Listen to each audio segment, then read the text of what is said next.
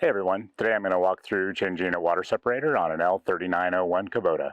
So around the end of August I usually start making a list of all the things that I need to do. It's going to start raining pretty heavily, September 15th, and then that'll build up until the end of October, and after that we just get a lot of wet, rainy days, and it's not as much fun to be out here doing these projects. And while it's hot, it's still a little nicer to do this kind of thing when it's dry.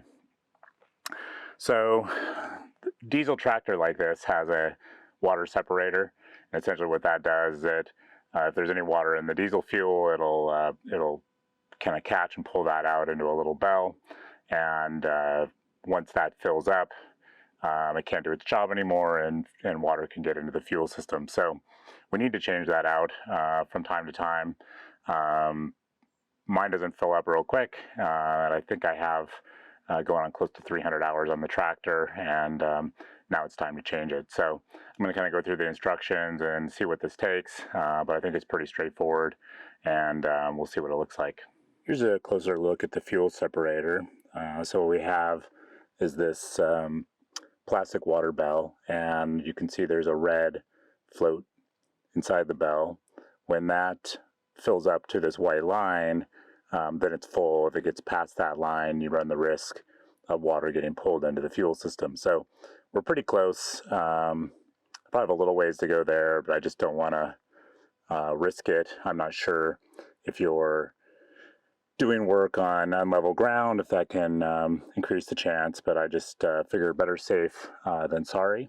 So what we're going to need to do is close off, see if we can see here, close off this little switch that will shut off the fuel line so more fuel isn't coming through. So I'm going to try to do that here. It's a little tight. All right. It's very hard to focus here. All right. So I just turned inward towards the tractor, and so that's over now. And then next up, I'm going to need to loosen this ring, and that should release this bell. And I just went ahead and put a base in the catch, just like you would with an oil change, down below under here to catch any diesel fuel and water that comes down. So let's take a look. All right, so next step here is to take off this or loosen this ring. Let's see if I can do it without blocking the camera. Not sure how tight this is. Looks like it might need a tool. All right, so it's turning clockwise, which was a little surprising to me. Didn't need a tool. And it says you want to be careful not to break anything in here, so I'm going to be just delicate. Okay, there comes the diesel. And I'm just going to pull this straight down, dump that in my oil bin. Okay, inside you'll see we have the, if I can get focus here, we have the bell with the gasket, the ring, the float, and a spring. And then there's a filter right up on the inside of where we pulled that out. So I'm going to go give this a little wipe down and clean up, and then we'll check back in. All right, here we go. We're going to wipe out the container, get some of the dirt debris out of there. Got that pretty clean. There was a few chunks in there. There's a little bit I can see in there, but it's a little difficult to reach it because of these ribs. All right, so I think that's pretty good. Let me give it one final with a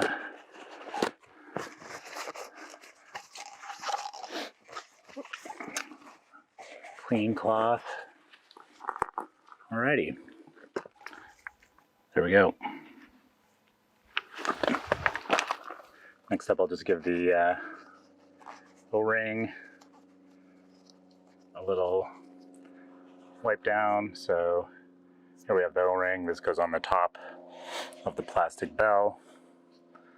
Next part, we have is the locking ring. Just the metal will wipe down. This is on the outside, so I'm not as worried about that, but good time to get any gunk and debris off that. And next we have the float, and that will wipe down.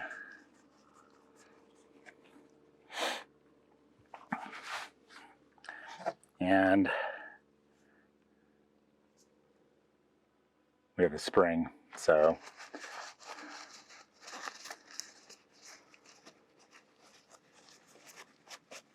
just make sure there's nothing on that. All right, so all of our parts have been cleaned. A little bit of gunk on this filter here, but all right, doesn't look too bad. A little diesel on the tractor here. Alrighty, so now we get to put this back together. So I'm going to take the bell, drop in the spring, put back on the gasket there, put it inside the locking ring, drop in the float that goes over the spring, and then we will just get in here.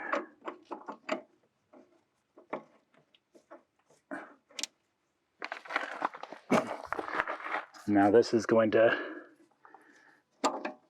turn back on here counterclockwise.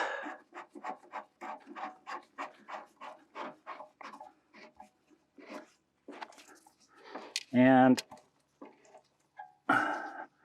just going to kind of put that on there and hand tight. You see, it's a little difficult to tell if that spring is centered. I'm just going to double check it. Yeah, it looks good. I think. Can't see through the bell super well.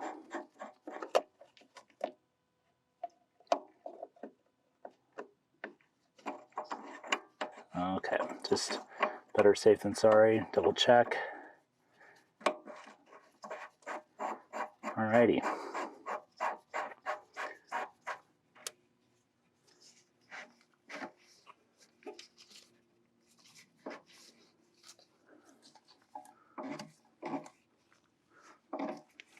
And I'm just going to tighten this up.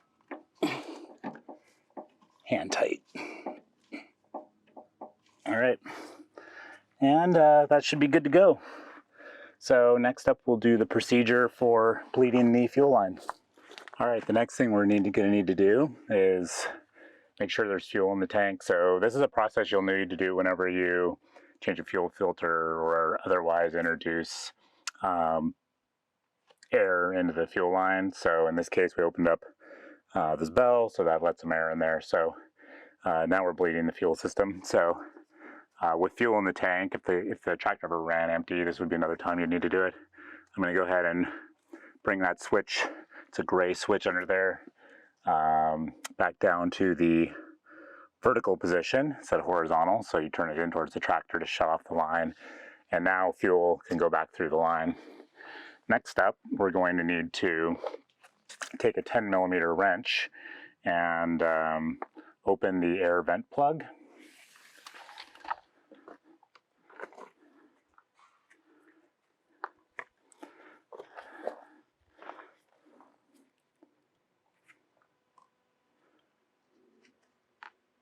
So the air vent plug is just up from the bell. So the bell is down kind of below here, and lines run up to it. And what we're looking for is this sort of nut right here on the top. See if we can get focus to work a little better here. All right. And with a 10mm wrench, it wanted to turn that a couple turns.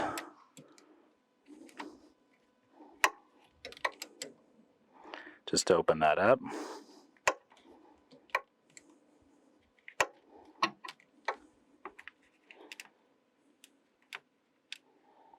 All right, so that's our vent plug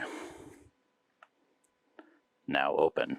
Next, we're turning the key switch for 1 minute. I've already started the process. This has a little while to go. Next, we're going to tighten up the air vent. You can do it with your fingers first.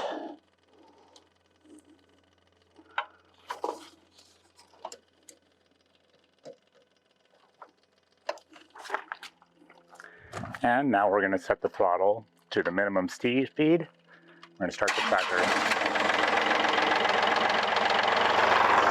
All right, and it sounds like she's running great. That's all there is to it. You've gone ahead and emptied your fuel separator, and things are looking good. We can close up the hood, remount the protective layer, and we've gone ahead and changed out the, emptied out the fuel separator. So if people aren't already doing it, I would definitely recommend learning the steps to maintain your own equipment. It's usually pretty simple following the instructions. Took very little tools, in fact, other than a 10mm wrench and a drip pan to dump the fuel into. This didn't take anything at all. The bell itself that collects the water was able to be removed hand tight, so that wasn't a big deal. So I definitely encourage everyone to give it a shot and get your own maintenance done. Usually just takes a few minutes and it'll keep your equipment lasting a long time. All right, we're a little low on fuel, so let's go ahead and get her topped up. I always just put my cap on my seat so don't forget to put it back on. You'd think you wouldn't, but it's amazing how easy when you're paying attention to other things it is to start driving and not realize your cap wasn't screwed back on. So I always release pressure on the can, then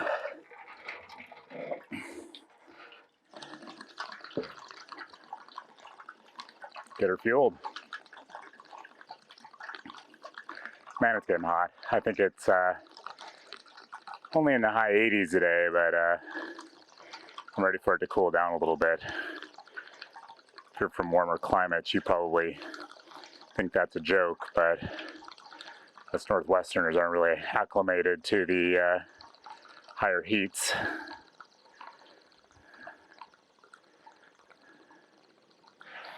And it tends to be pretty humid, which I guess when I live down in Arizona, we get humid monsoons as well, but I usually started around July, I guess. And let's just go ahead and get her filled up. Usually she'll take about 2 cans if she was low.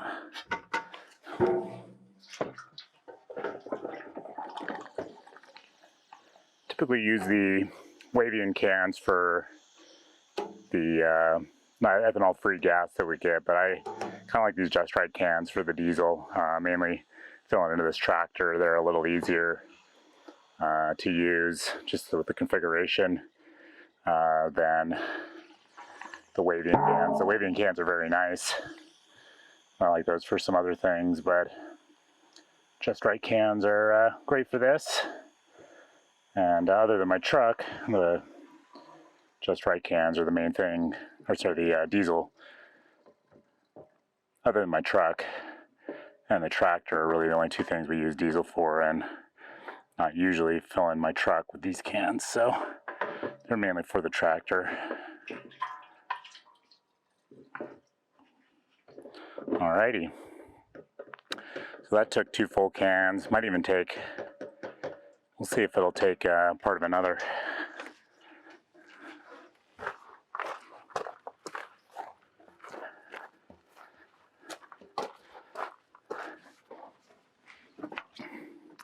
They recommend keeping the tractor topped off above, I think it's half a tank, which probably helps keep water out of the water separator if you do that. Even though I should, the reality is a lot of times you know, you're busy working and you stretch it. So, whoops, not paying attention, overfilled a little bit there. So I could say I did that for demonstration purposes, but I didn't.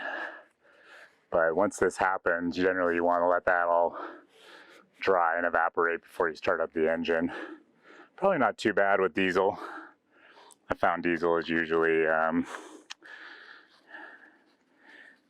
know, not super flammable unless it's aerosoled. But, you know, better safe than sorry.